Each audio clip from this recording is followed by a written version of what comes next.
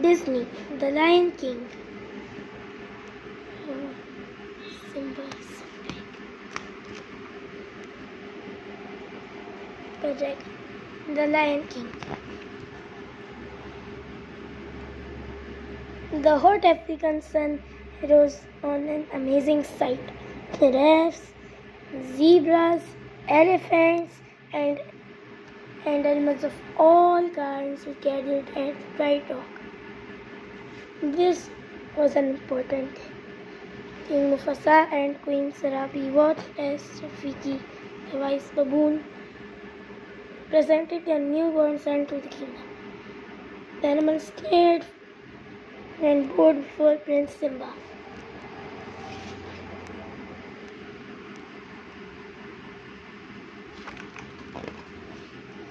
But one family member didn't attend the celebration.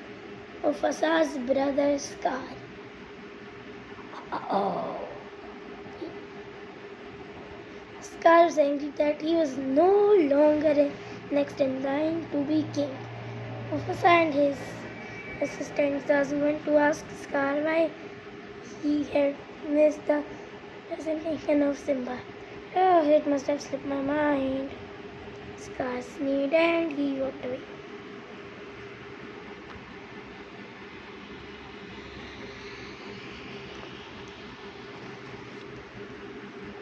Simba grew into a playful and curious cub.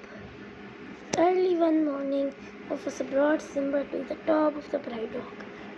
Everything that the light touches is our kingdom, he told Simba. He told the sun. One day the sun will set on my time here and will rise with you as the new king. Wow, cried Simba. But what about that shadowy place? Oh, you must never go there. You must never go across the border, Simba, Mufasa said sternly.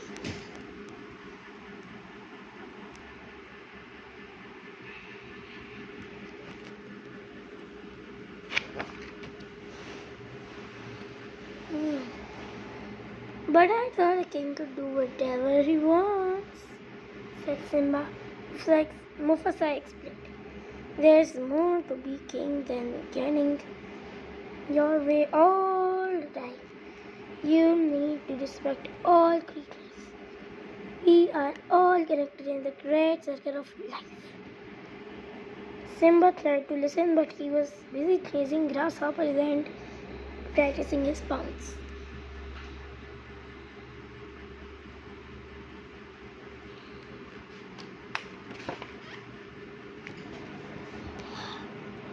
Just then, Zazu arrived with important news. Hyenas had crossed into the Bright Lands.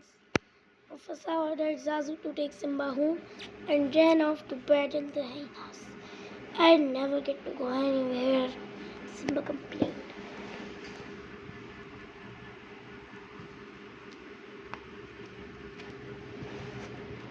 Back at home, Simba went to see his uncle Scar.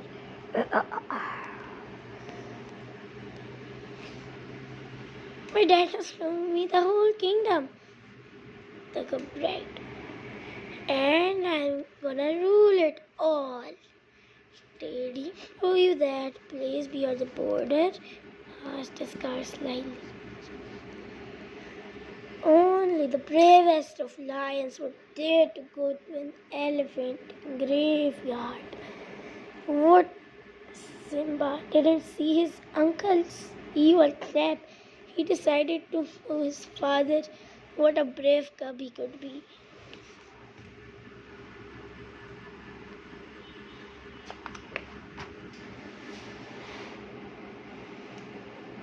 Simba set out to find his best friend Nala.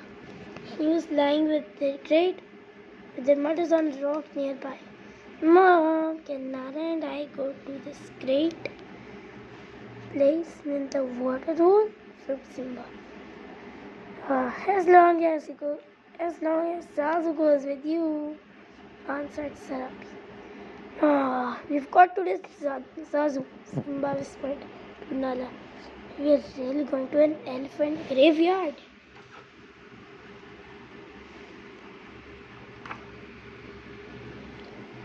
Simba and Nala laughed as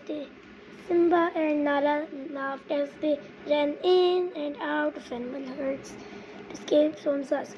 We've lost him! Cried Nala. Together they played tumbling and rolling.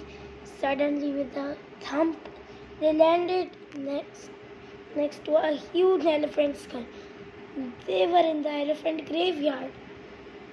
It was full of elephant skeletons, and the little lion cubs began to feel afraid. Zazu caught up with them, but it was too late. Benzakenzi and Ed, three drooling hyenas with sharp teeth, surrounded them.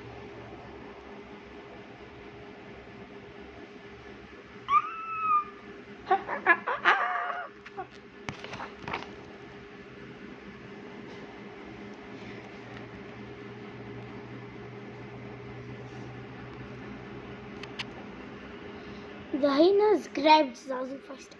Why don't you pick on somebody your own size? Shouted Simba. Then one tried to catch Nala, but Simba swept his claws across the hyena's neck.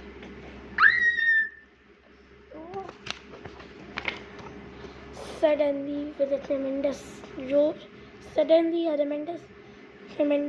shook the ground. It was Mufasa. His giant paws struck one of the hyenas as he growled. If you ever come near my soul again. And the hyenas ran away before he could even finish.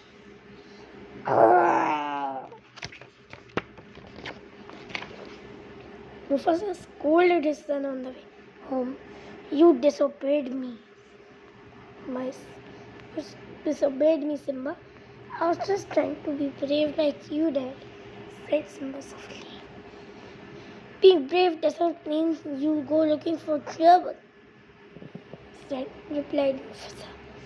Then Mufasa brought Simba to the kings of the past. Then Mufasa told Simba how the kings of the past looked down on them from the stars above. They will always be there to guide you, and so will I.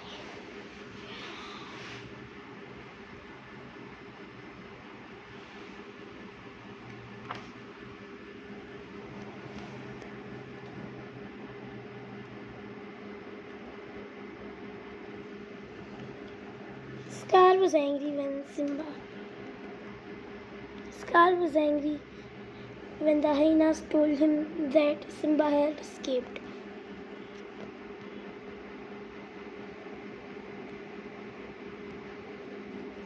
But he quickly came up with a new plan to get rid of Simba and his father. I will be king, he cried.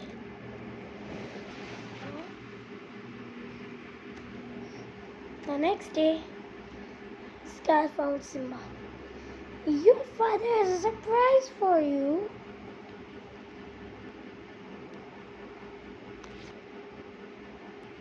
He said.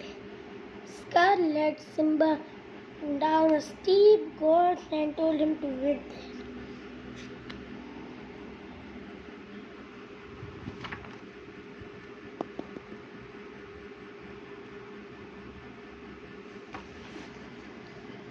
Then Scar signaled the hyenas to frighten a herd of wild beasts. The panicked animals stampeded right towards Simba. Hearing the thunder of hooves, Mufasa looked into the gorge and saw his son. Simba leaped down and saved Simba's life. Simba was safe, but Mufasa was still in danger. As he tried to climb away from the stampede, The rocks crumbled beneath him.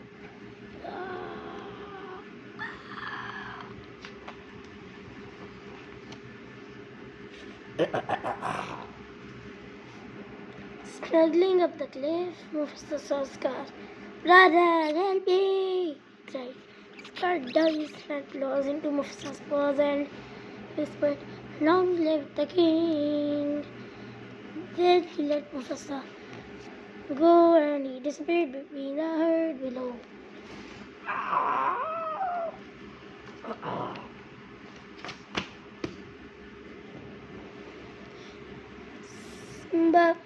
Simba had only seen that his father had fallen. When the stampede was gone, Simba ran towards Mufasa, but he tried to wake him, but the Lion King was dead. And cried Simba.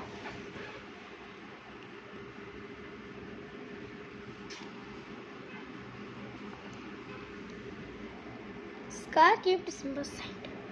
If it weren't for you, he said, your father would be still alive. Run away and never return. Heartbroken, poor Simba ran away as fast as he could. Scar sent the hyenas out to kill Simba, but the cubs escaped them once more.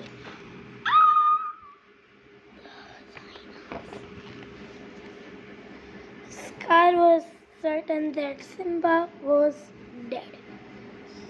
He went back to Pride Rock and told everyone the news. It is with a heavy heart, he lied, that I become your new king.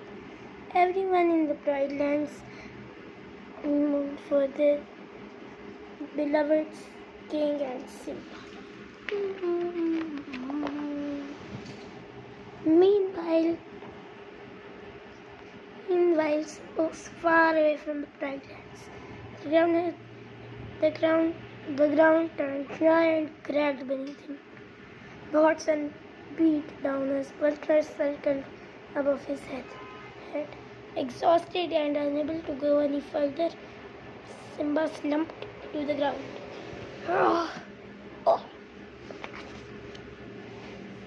After a long while, Simba awoke. Everything around him looked different. There were trees and grass and flowers instead of a desert. A meerkat named Timon and a warthog named Pumbaa had brought him to their home. You nearly died, said Pumbaa. We saved you, cried Timon. Thanking them, Simba stood up and started to leave.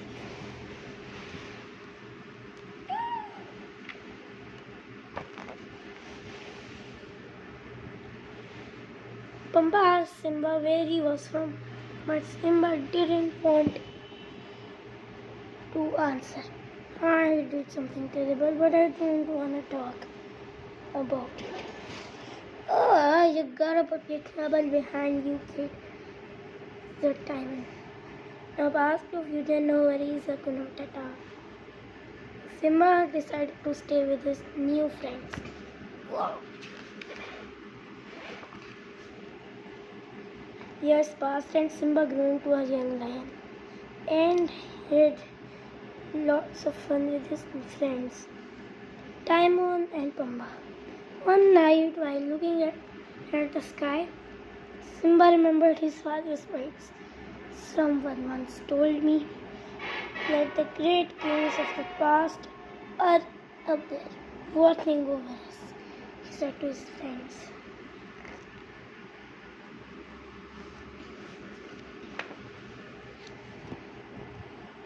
The next day, Pumbaa was chasing a bug when a fierce lion sprang at him from the tall grass.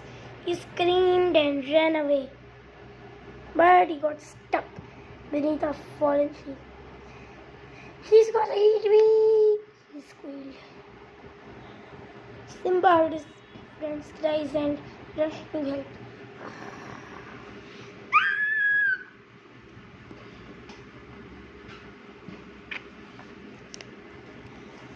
Simba wrestled with the lioness, but then realized He was his old friend Nala.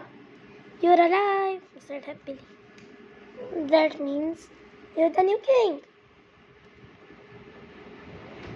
Nala told Simba how Scar had destroyed the Pride Lands. "Simba, if we don't do something, everyone will starve." "Oh, I can't go back," Simba said angrily. And he turned and walked away.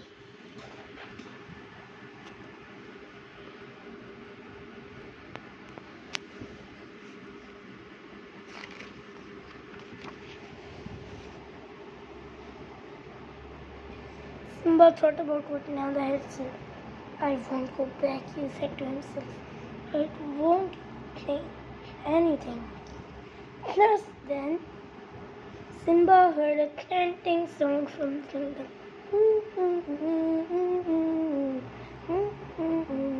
Rafiki the baboon came walking toward him. "If you want to see your father again, look down there," Rafiki said, pointing into the pool of water next to him.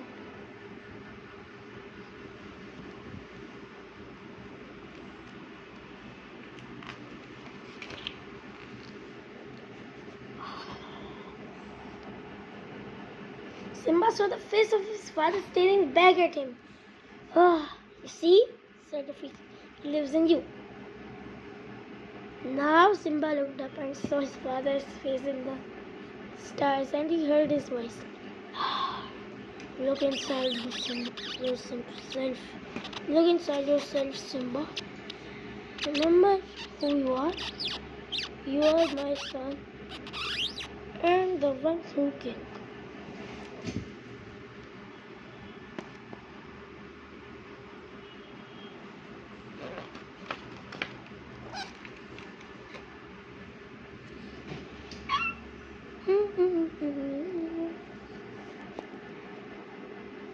The next morning, Rafiki found Nala, Timon, and Pumbaa.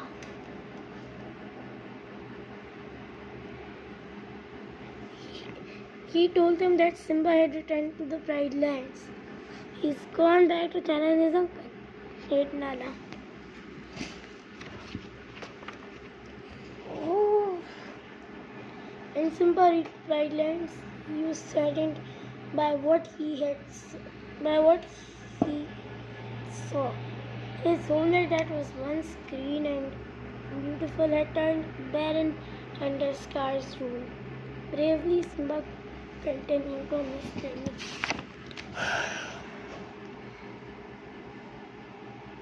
When Simba arrived at the Pride Rock, he let out a roar that shook the earth. Scar was surprised and frightened. He thought that the hyenas had killed Simba long ago. "This is my kingdom," shouted Simba. "Step down." Scar ordered his hyenas to attack. They surrounded Simba and threw him to the edge of a cliff.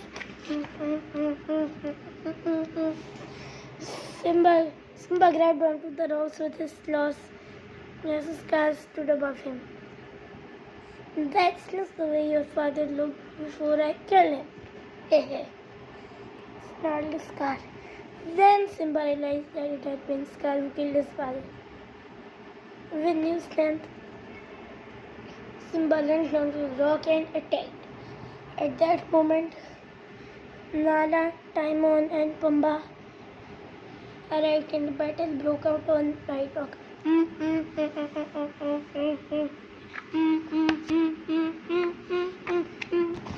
This time, Simba snapped Scar at the edge of Pride Rock. Sparing his life, he ordered his uncle to run away and never return. Scar pretended to leave, but then turned and lunged at Simba. Simba swerved his great claw, and Scar fell to his death in the gorge below.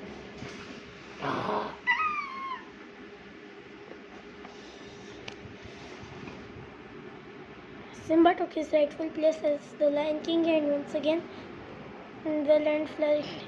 Soon all the animals gathered at Pride Rock to celebrate the birth of Simba and Nala's cub.